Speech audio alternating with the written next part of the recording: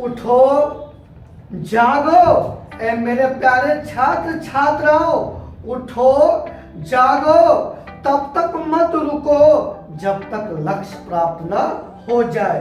इसीलिए मैं कहता हूं कि आगे बहुत सा वैकेंसी आने वाला है, क्योंकि राज्य में विधानसभा चुनाव है और केंद्र में लोकसभा चुनाव है, और सरकार को भी इस बात को भली भांति मालूम है कि छात्र छात्राओं हमसे नाराज है, और आपको खुश करने के लिए आपके सामने में ढेर सारी वैकेंसियां ला के रख देगी, पर आपको तब तो ही आपको जॉब मिलेगा जब आपका पढ़ाई जारी रहेगा।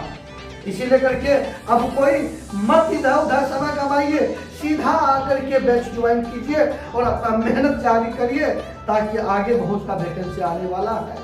आइए आगे प्रश्न देखते हैं। आज का प्रश्न क्या है?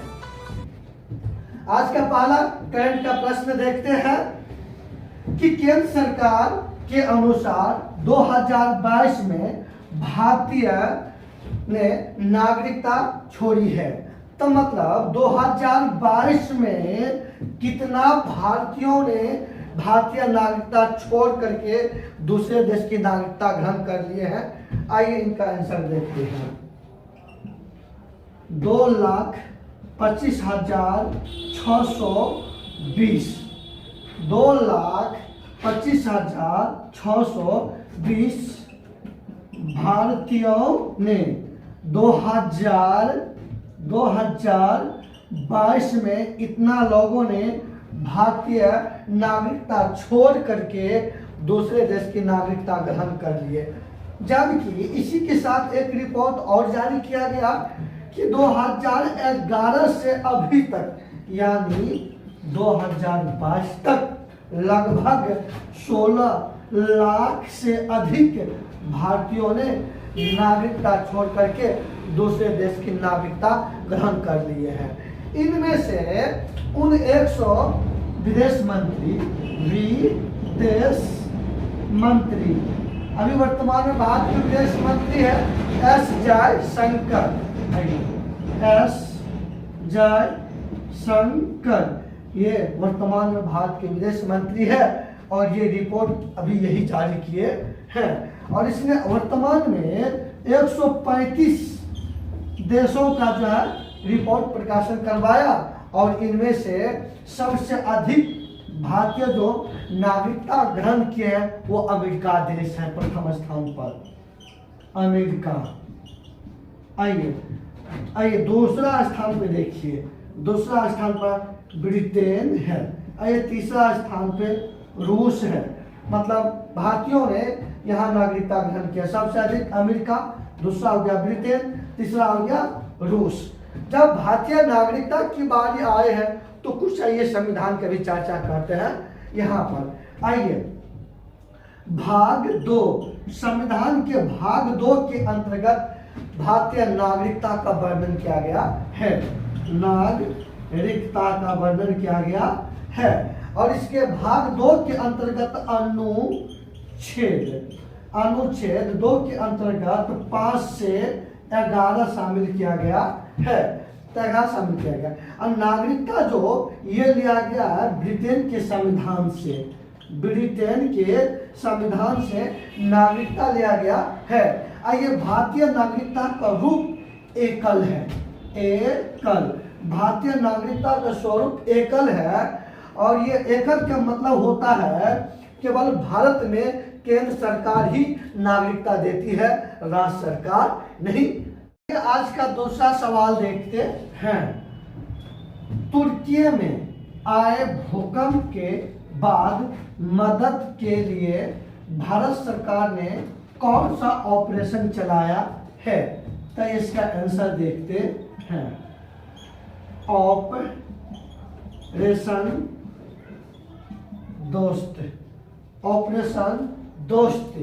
ऑपरेशन दोस्ती ने चलाया है, ध्यान दीजिए।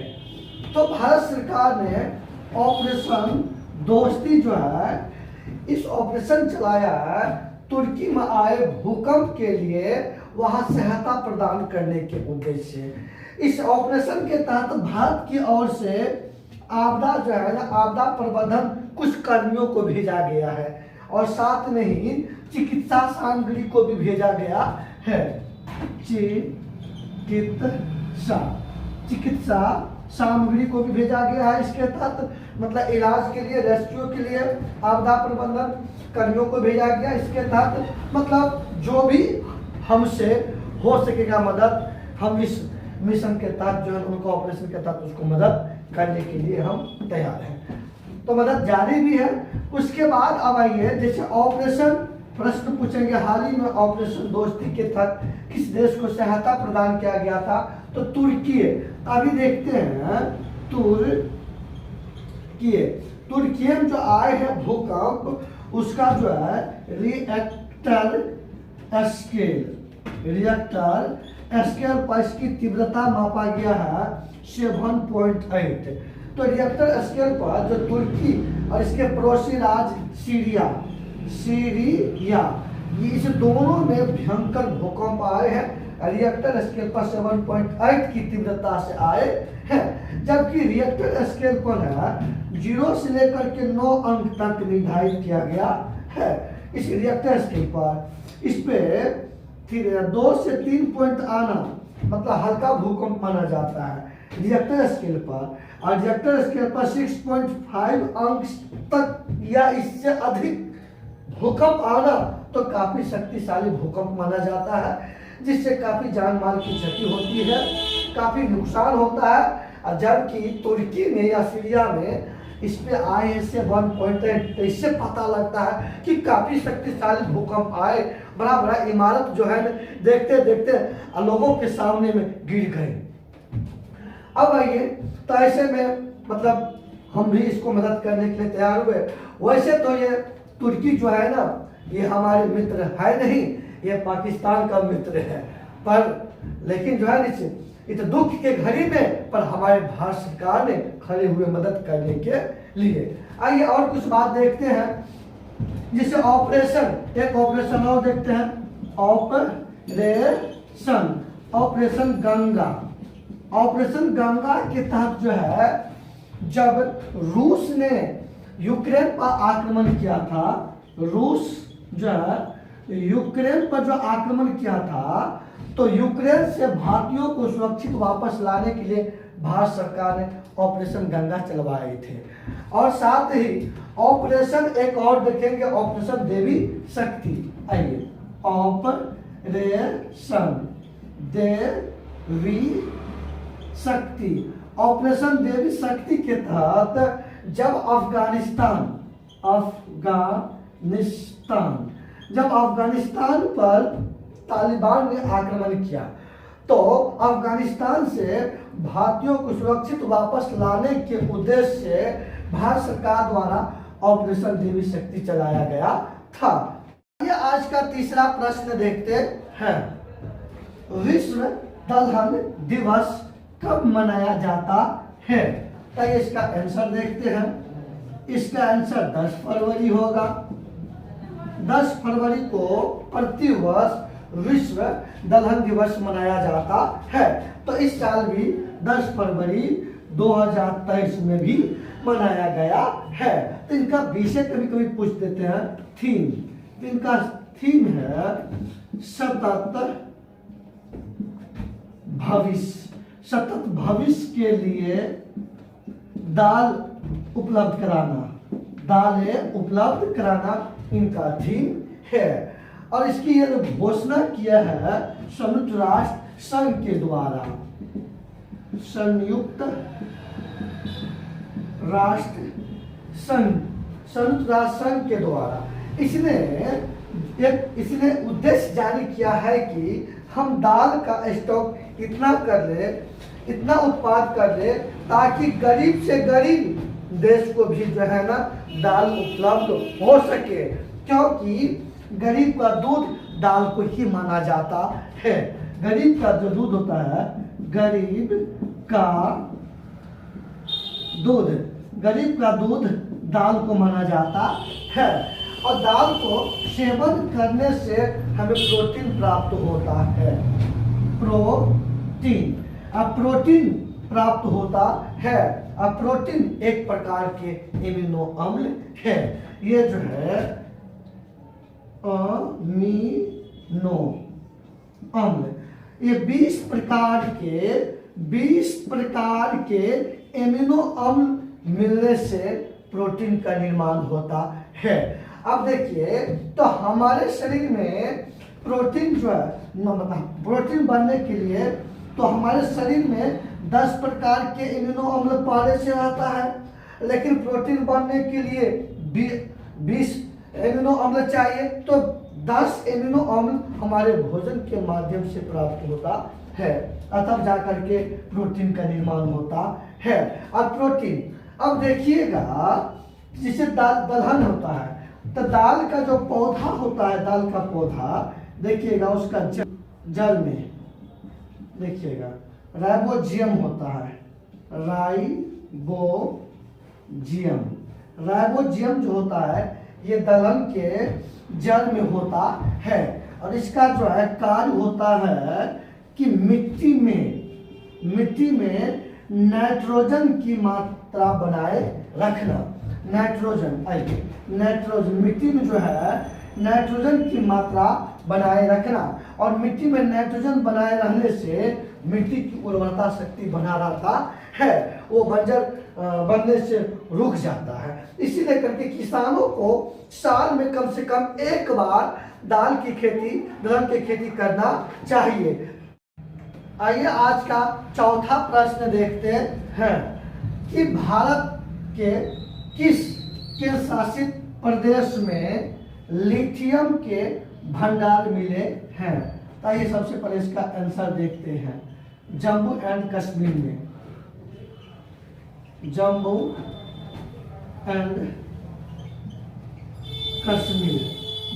कश्मीर में, भारत के जम्मू कश्मीर, ये वर्तमान में केंद्र शासित प्रदेश है। ये वर्तमान में केंद्र शासित प्रदेश है, केंद्र शासित प्रदेश है। तो अभी मतलब इसी में जो है, इसी केंद्र शासित प्रदेश में, मतलब जम्मू कश्मीर में जो है अभी वर्तमान में 59 लाख टन लिथियम का भंडार जो है खोजा गया है। क्योंकि भारत जो है अब तक, इससे पहले जो है भारत जो है केवल आयात पर निर्भर रहता था, आयात पर, यानी कि हमारे देश में लिथियम के भंडार नहीं होने के कारण हम दूसरे देश से लिथियम मंगाते थे। और हाल ही में अभी भारत क्या किए हैं, आउट ऑफ इंडिया, मतलब भारत से बाहर एक दक्षिणी अमेरिका महाद्वीप, दक्षिणी अफ्रीका महाद्वीप का एक देश है अर्जेंटीना। अर्जेंटीना देश है ये दक्षिणी अमेरिका महाद्वीप का देश है। और अर्जेंटीना में भारत ने अर्जेंटीना के साथ मिल करके यहाँ पर लिथियम का भंडार खोजे हैं। तो ये आपको क्वेश्चन बन सकते हैं क्योंकि चर्चा में है। अब देखते हैं कि लिथियम जो है, लिथियम का संकेत Li होता है, और ये लिथियम की परमाणु संख्या 3 होता है, परमाणु संख्या 3 होता है। और ये लिथियम जो है, इसका उपयोग, मतलब यूज, इनका उपयोग जो होता है, जैसे मोबाइल के बैटरी में, लैपटॉप के बैटरी में, इलेक्ट्रिक व्हीकल में, इन सब में इनका प्रयोग होते हैं। इसलिए करके जो है ना, अब तो हमारे मिल गए। अब जम्मू कश्मीर देखिए, 31 अक्टूबर 2019 से पहले ये राज, लेकिन जम्मू कश्मीर पुनर्गठन अधिनियम 2019 के तहत क्या किया कि जम्मू कश्मीर को जो है 2 भागों में बांट दिए। एक भाग का नाम रख दिया जम्मू कश्मीर, और दूसरा भाग का नाम रख दिया लद्दाख। मतलब लद्दाख जम्मू कश्मीर में ही शामिल था। जब ये शामिल था तब जम्मू कश्मीर राज्य कहलाता था। तब 31 अक्टूबर 2019 में जब इनको 2 भागों में बांट करके अब इसको केंद्र शासित बना दिया। और वर्तमान में भारत में केंद्र शासित प्रदेश की संख्या 8 है, और जबकि राज्यों की संख्या 28 है। आइए आज का आखिरी और पांचवा सवाल देखते हैं कि इसरो द्वारा अपना सबसे छोटा रॉकेट लॉन्च किया गया है। तो अब ये देखते हैं, सबसे पहले इसका आंसर देखते हैं। SSLV-D2। अब देखिए SSLV-D2 small satellite launching vehicle. इसके द्वारा जो है, इसके द्वारा 3 सैटेलाइट को लॉन्च किया गया है। इसके द्वारा 3 मतलब उपग्रह को लॉन्च किया गया है।